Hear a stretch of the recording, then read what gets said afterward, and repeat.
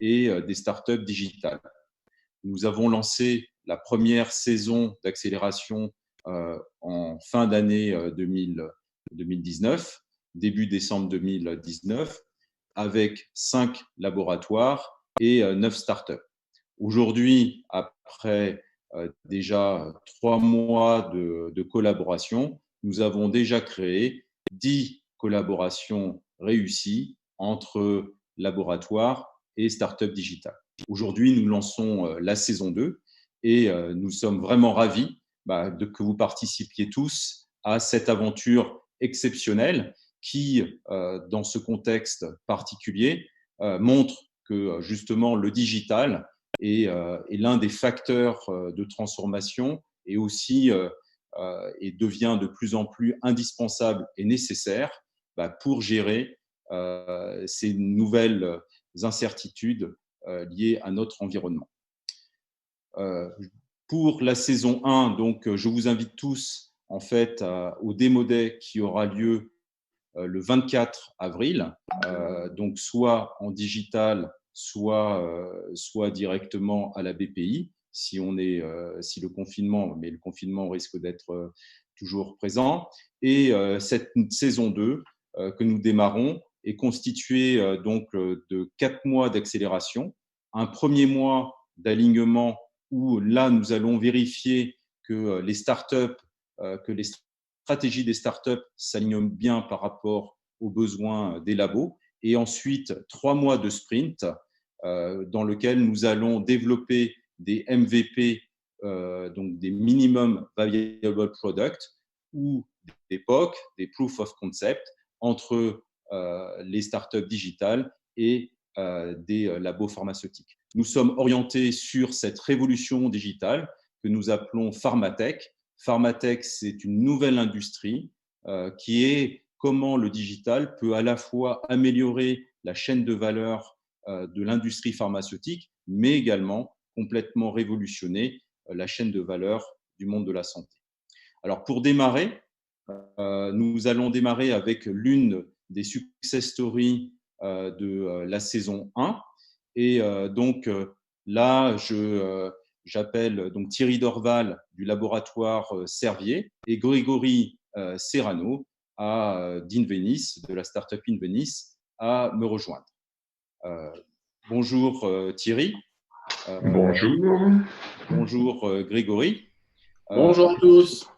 Bonjour. Est-ce que vous pouvez très rapidement, Thierry et Grégory, vous présenter?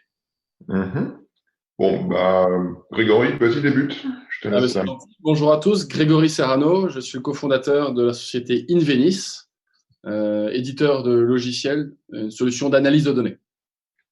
Et bonjour à tous, moi mon nom c'est Thierry Dorval et je suis en charge du Data Science Lab au sein du département de criblage à l'Institut de recherche Servier. Alors Thierry et Grégory, est-ce que vous pouvez simplement retracer comment s'est passée cette collaboration entre Servier et Invenis, peut-être en commençant par toi, Thierry? Très bien, donc écoute, je ne suis pas sûr d'avoir eu toute la phrase, mais je pense que le sens y est. Vas-y alors. Donc, nous avons participé donc à la première session il y a de cela quelques mois, et au cours de cette première session, nous avons identifié Invenis comme étant une start-up qui proposait un produit en termes de solutions sur l'analyse de données qui pouvait convenir à une de nos préoccupations, qui est d'accélérer la transformation du groupe vers une approche plus data-driven. Et pour ça, nous avions quelques questions sur des plateformes d'analyse qui seraient adaptées à des personnes non calées forcément en data science. Et c'est dans ce cadre que nous avons identifié la plateforme Invenis comme une possibilité et que nous avons initié donc la collaboration. Grégory, si tu veux rajouter quelque chose par rapport à ça? Oui, non, très rapidement. D'abord, évidemment, pour remercier Digital Pharma Lab pour leur mise en relation et cette belle organisation de cette première saison, et également Servier pour leur confiance. C'est pas toujours simple quand on est un grand groupe international, de pouvoir faire confiance à une petite entreprise. Nous aujourd'hui, on est 20 salariés. Et c'est vrai que cette rencontre, finalement, a été l'occasion de mettre en œuvre notre solution auprès d'équipes qui, d'après ce que dit Thierry, et je le crois volontiers vu le travail qu'on avait fait avec les équipes, répond à une partie des besoins. Et pour l'instant, tout s'est bien passé. On croise les doigts pour la suite. Et peut-être, Grégory, tu peux rapidement nous présenter Invenice. Oui, absolument. Nous, notre solution, on l'a créée il y a 4 ans avec comme ambition de permettre à toutes les entreprises, et principalement on s'adresse aux ETI, aux grandes PME et aux divisions indépendantes des grands groupes, leur permettre de mettre en place des analyses prédictives sur toutes leurs données et de permettre à leur métier, à leurs équipes métiers, de le faire en toute autonomie. Thierry aujourd'hui travaille avec des équipes de data scientists, des équipes d'ingénieurs, donc des gens qui sont qualifiés côté data et côté outils modernes. On parle d'intelligence artificielle, on parle de big data. Un des manques aujourd'hui, c'est que les équipes métiers, donc celles qui ont un besoin et qui ont des données, ne sont pas forcément toujours autonomes pour mettre en place ces analyses de données par elles-mêmes. Et nous, on leur permet de devenir data-driven sans avoir à toujours avoir accès à un data lab ou à des équipes de data scientists, mais de pouvoir collaborer entre les équipes de data lab et des équipes métiers, ce que l'on a commencé à faire d'ailleurs avec Servier, avec notamment les équipes de Thierry et côté Servier des équipes métiers. Très bien. Et donc, Thierry, comment s'est passée cette collaboration et quel est ton premier retour? Alors, d'une façon générale, je dirais, sur la collaboration avec l'équipe de Digital Pharma Lab, ce que ça nous a apporté dans un premier temps, c'est d'avoir une sorte de portfolio de différentes solutions qui existent, ça de façon très rapide. Donc ça a été déjà très intéressant. La deuxième partie, qui consiste en la mise en place de la preuve de concept et de la collaboration avec Invenice. La particularité, c'est ce que je retiendrai, c'est la rapidité et l'encadrement. C'est-à-dire que l'équipe du Digital Pharma Lab a été très supportive, a été tout le temps présente pour empêcher ce qui se passe souvent dans ce genre de POC, qui est un petit peu un laisser-aller en termes de timeline, parce que comme vous l'avez dit depuis le début, que ce soit une grosse pharma ou une start-up, on n'est pas sur les mêmes types de timeline. Et la spécificité, c'est d'arriver à accorder les deux. Et je pense que dans ce cadre-là, l'équipe du Digital Pharma Lab a vraiment eu son rôle. Et je remercie aussi Invenice d'avoir été aussi derrière à pousser. Et aussi, bien évidemment, le métier et toutes les équipes au sein de Servier pour avoir maintenu le rythme et finalement arriver à délivrer dans les temps une première solution et un premier retour positif. Merci Thierry. Comme on le sait, effectivement, la vitesse des startups n'est pas la même que celle des entreprises, on va dire, plus traditionnelles. Ce qui se dit dans la Silicon Valley, c'est que la vie des startups, ou en tout cas la vitesse de développement des startups est 7 fois plus rapide que celle des entreprises plus traditionnelles. Et effectivement, la valeur du temps n'est pas la même. Et l'idée, c'est plutôt de se mettre à la vitesse de la startup que la vitesse de l'entreprise, on va dire, plus traditionnelle. Grégory, comment toi, justement, tu as vécu cette partie collaboration? Mais je rejoins tout à fait ce que dit Thierry, c'était d'autant plus un challenge que autant au début on pouvait se voir, autant sur les derniers jours ou sur les dernières semaines, il a fallu qu'on fasse montre de créativité pour réussir à tenir les délais, à tenir les phases de brainstorming, de réflexion, de travail, de workshop en fait, travailler en équipe, tant avec les équipes Servier, les équipes Invenice, que même avec toi Didier et les équipes Digital Pharma Lab. Donc je pense que Servier a démontré qu'ils avaient cette capacité à être agile. On dit souvent d'une startup qu'elle doit être agile, sinon elle meurt. C'est au-delà de la réactivité et de la vitesse, c'est l'agilité, la capacité à s'adapter aux environnements ou à l'environnement qui est changeant par essence. Et là, je crois qu'on a tenu les délais. Donc ça, c'est déjà une bonne nouvelle. Mais également, on a tenu le résultat, puisqu'en tout cas, d'après nos discussions de la semaine dernière, Thierry, je crois que pour l'instant, Sylvian, toi, mais également Céline, qui est responsable côté innovation, et donc fait la mise en relation entre toute cette partie proposition, start-up, mais également cette partie besoin chez vous en interne. Je crois que pour l'instant, tout le monde est satisfait de ce qu'on a fait. On peut toujours faire plus vite, on peut toujours faire mieux, mais je crois que jusque-là, on a déjà un bon proof of concept, c'est même presque un proof of value. Après, évidemment, c'est certainement qu'il faut qu'on regarde comment ça peut se passer par la suite, comment est-ce qu'on peut mettre ça en musique pour qu'en interne, il y ait un spread qui soit important. Notre ambition à nous, c'est pas tant d'avoir une équipe, une personne chez nos clients. On a aujourd'hui une dizaine de clients qui soient utilisateurs de la solution, mais c'est bien de rendre nos clients le plus data-driven possible. Et pour ça, il faut qu'il y ait un maximum de personnes en interne. Là aussi, c'est un beau challenge à distance. Je crois qu'on en a encore pour 15 jours ou un mois selon les prédictions des uns et des autres.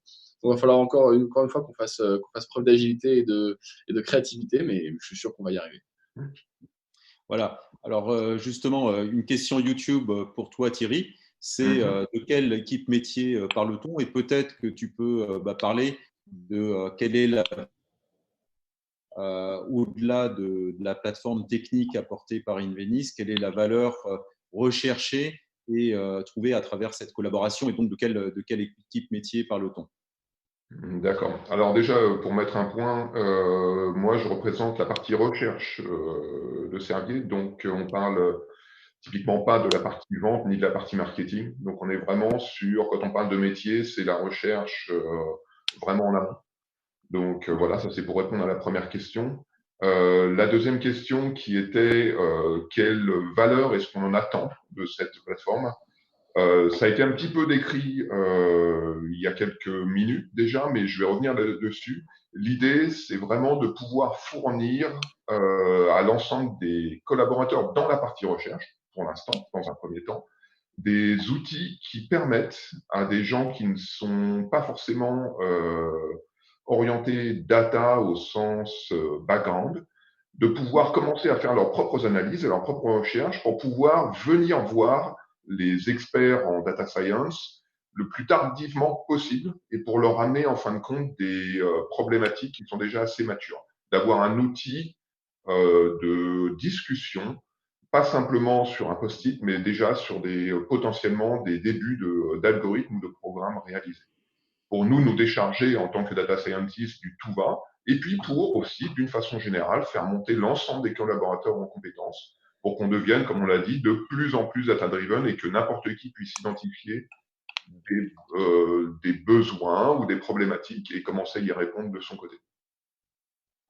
Donc, si je reformule, Thierry, ce que tu as expliqué, c'est finalement l'ensemble des équipes de R&D de Servier utilisent déjà beaucoup de data à travers notamment des équipes spécifiques de data science, mais en fait, les autres scientifiques, en fait, l'idée, c'est que ces autres scientifiques, sans devenir data scientists, puissent utiliser des outils simples pour pouvoir commencer à traiter la data science, et donc, d'une certaine manière, cette data science puisse s'appliquer sur une analyse de valeur, notamment, on va dire, sur la recherche de nouveaux médicaments, sur l'analyse de tests, et donc améliorer finalement la valeur de recherche et donc la valeur économique créée dans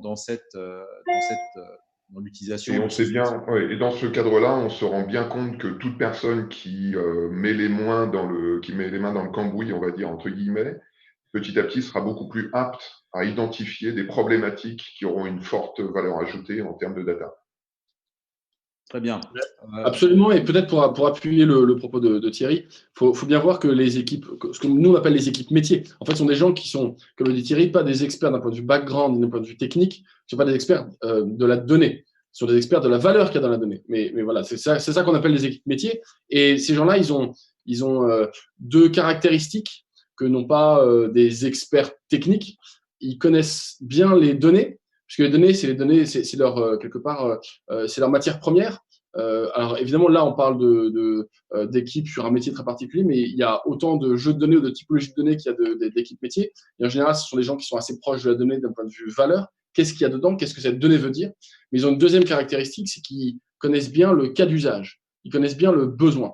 Et ces deux caractéristiques font que ce sont, a priori, en tout cas c'est notre pari, les gens les plus à même de pouvoir traiter cette donnée et de pouvoir répondre à un cas d'usage. En fait, un cas d'usage, c'est un besoin.